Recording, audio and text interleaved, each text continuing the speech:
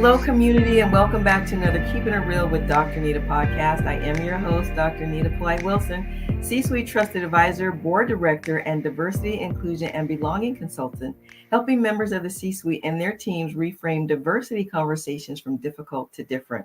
As you know, it is our third conversation with Ms. Jill Angel, the Chief People Officer at TrueCar. The third one is always bittersweet because we get to continue the conversation, but unfortunately, this is our last opportunity to hear from Ms. Angel. And Jill, we're going to pick up with what type of leader is most effective at balancing aspects of their own culture with creating a culture of belonging in the workplace. What do you think? I think it's an empathetic leader. Mm. I think you have to understand and really see the person in front of you to really be an effective leader. I always say that to be a great leader, you have to lead from a place of empathy. Mm-hmm. And first and foremost, it's really important to build that trust and to be very candid. I think that's really important. And if anything, I don't think anyone could fault you for caring. And it comes from a place of truth and being vulnerable. I hear that.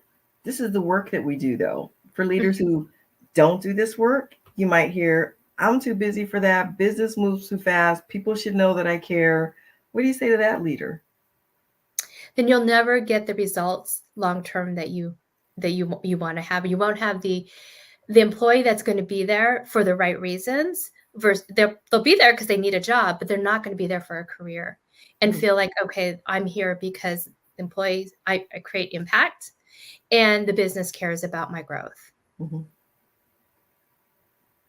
So how do you get leaders who might just clearly be in the results-oriented mindset to understand the importance of belonging? And I'm going to frame it using this example. There's an article that I have dated 2006 about a young man who was searching for the right college. And he said, I felt like I belonged. And when we think about the workforce, when we think about recruiting, we recruit on college campuses as a main place of finding that next generation of people that want to belong and contribute to our culture.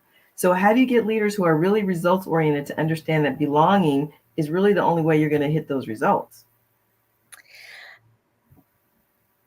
Well, I mean, I think first of all, I do a lot of recruiting, so I have there's a way to, first of all, it's core values is understanding Yes. what makes them tick, what do they care about, and what do they look for in when they're hiring, what are those attributes, because that tells you a lot about that leader, right? And for me is really getting a lot of examples, and there are just some attributes, right, that you have to look for in addition to, can they do the job, right? And it sounds silly, but yes, can they do the job? Are they here because this is the job that they want? And then most importantly, do they play well in the sandbox with others, right? You can't, if any one of those things are off, that can't be a move forward. You've got to be very clear of what you want for your organization. Because I'm telling you, with one of those things are off, then it's not going to be a happy case. Yeah. And if you go to those, go ahead.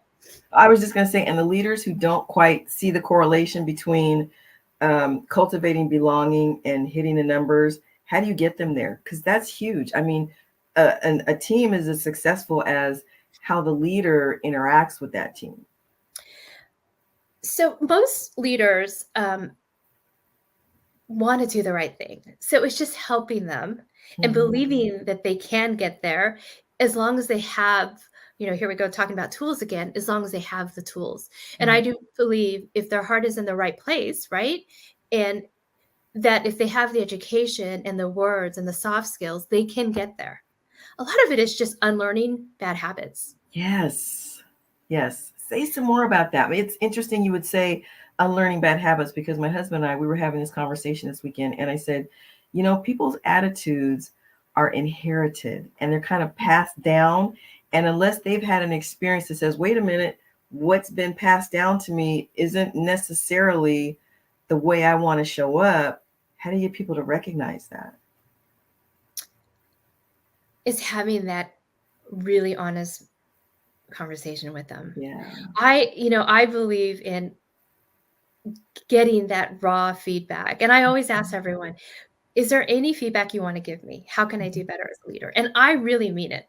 I Mhm, want you to give me feedback because that's the only way we're going to get better. mhm, And I feel that so strongly about it because if I look at all of our leaders, leaders that are doing really well versus not, are always the ones that are not afraid of having that hard conversation. mhm. I have always been, it's been presented to me and framed to me in something that I carried with me, something that I inherited, that feedback is a gift. It And I is. remember the first time in my first, young adult career at the Xerox Corporation. They trained everybody. I don't care what level you were. I don't care what organization you're in. They trained everyone to have professional manager skills. And the first time I got a 360-degree feedback, I was, I want to say 24, 25. So it was all new to me. I Mhm. was undone. I was shattered. I went home and I just cried. I'm like, but I'm a good person and I worked really hard and, I'm a perfectionist. And I really had to sit with that. And it wasn't until someone told me years later when I had a different type of assessment that feedback is a gift because people don't have to tell you. Now, that being said, it absolutely needs to be delivered with grace and compassion, right? But feedback is a gift. And if people don't tell you, you can't possibly know how you can grow. So to hear you say that you invite feedback and you really want it, that's one thing. Some leaders say, I want feedback, but kind of look at you like, and it better be positive. I mean, how, and it requires vulnerability on behalf of the leader to say, I really do want to know. So, similar to my last question, how do we get leaders to understand that belonging really is part of getting results? How do we get leaders to be comfortable with the discomfort sometimes that comes with being vulnerable enough for people to give you feedback that really is meant to make you better the way you say you want to be? Well, I think there's two kinds of leaders. There's the one where they're uncomfortable getting that kind of feedback because they're still learning and Mm, they're okay with that. And you see them getting uncomfortable, right. getting a 360 and just coming unglued. But they come back 2 days later or a day later and willing to work on it. Then Yeah. there are some leaders that are not open. Mhm. And honestly, as an organization, you have to draw the line and just say, okay, for this, in order, we talked about culture, right? And Mhm. it's so important to have a culture of belonging. That's for us, it's being a part of something. You have to, in order to be a leader, you have to have these qualities or have the willingness to learn. Yes. And you have to be okay with that and be good with giving that candid feedback. Hmm. Hmm. And feedback, once we learn it in the workplace, that's a skill that we can take anywhere in life, in any of our relationships, especially in our marriages. I have to laugh sometimes that when my husband and I have conversations, I'm like, I'm just really trying. And he'll be like, how come you can't treat me like you treat your clients? I'm like, well, because I live with you. You should know this by now. So the point of that little insight into my life is the ability to take feedback well, the ability to deliver feedback well is not only useful in your professional life, but in your private life as well. And it's not about sometimes people say, oh, we got to be so PC and we got to be so careful about what we say to people. It goes back to managing the intent of our words and our actions with the impact they will have on people. And if you wouldn't come to your boss and say just anything off the wall, if you're intentional about how you communicate with your boss, why should we be any less intentional with how we communicate with our colleagues or with folks at home? What do you think about that? I agree. We use a term, we really need to be thoughtful in our approach.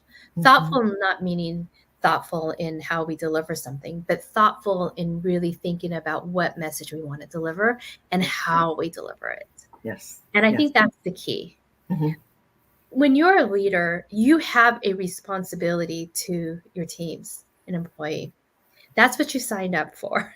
And Mm-hmm. for us, it's it's even it's even more important because we are a dispersed workforce, so we're 100% remote. Mm-hmm. And so having that thoughtfulness and being intentional around our conversations and giving feedback is more important. Mm-hmm. Yeah, because you're not in the same space with someone. You can't tell necessarily if their body language is coming into you or pulling back from you, especially in a virtual environment like this. You really do have to be careful of that. So now that you bring that up, what's the challenge in cultivating a sense of belonging if you're 100% remote and you don't get to share the same space with each other? Tell us about that. Well, we haven't quite figured it out 100% yet, and we're trying different things. I mean, I think we could have a whole episode or 3 episodes around this. But it's Absolutely. really about over communicating, whether it's, we have different ways of communicating to our employees throughout the day. Mhm. We have engagement surveys to also measure the sentiment of employees. But really, and we even changed the way we are giving feedback. We used to do an annual performance review. Now we're doing a quarterly, we call it check-ins, to make Yes. sure those conversations are happening.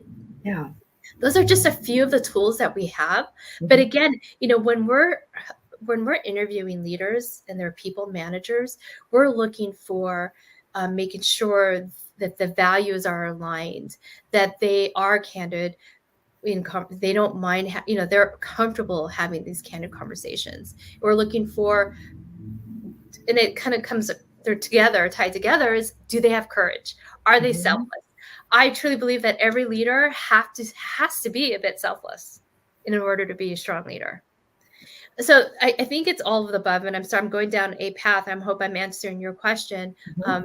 But being in a dispersed workforce means that even as a leader, you have to pay attention even more. Mhm. Mhm. It does. It does. Jill, this has been a delightful conversation from beginning to end, from the first to the second to the third episode. I want to thank you for joining me. I want to congratulate you on your 1-year anniversary with TrueCar today. What a way to celebrate is to have you as a guest on my podcast. Thank you for that. Thank you so much. I really appreciate your time. It's been wonderful being a part of your podcast and to be around your community. So thank you. You are welcome. And I know my community enjoyed you. Community, I want you to just listen to this podcast and the other 2 podcasts that we have with Jill Angel, the Chief People Officer at TrueCar. So many wonderful nuggets. And you got to tell other people about it. So to learn about my services and resources, please go to my website at drnita.com. Remember, you do have to spell out the word doctor, otherwise you'll never find me. And while you're there, click the media link at the top of the landing page to hear this show or any past broadcasts. You can also find me on your favorite podcast player, so please get in the flow. Follow, like, and overshare with your network any of my Keeping It Real podcasts that help you reframe diversity conversations from difficult to different. Until next time, this is Dr. Anita reminding you to stay blessed and keep it real.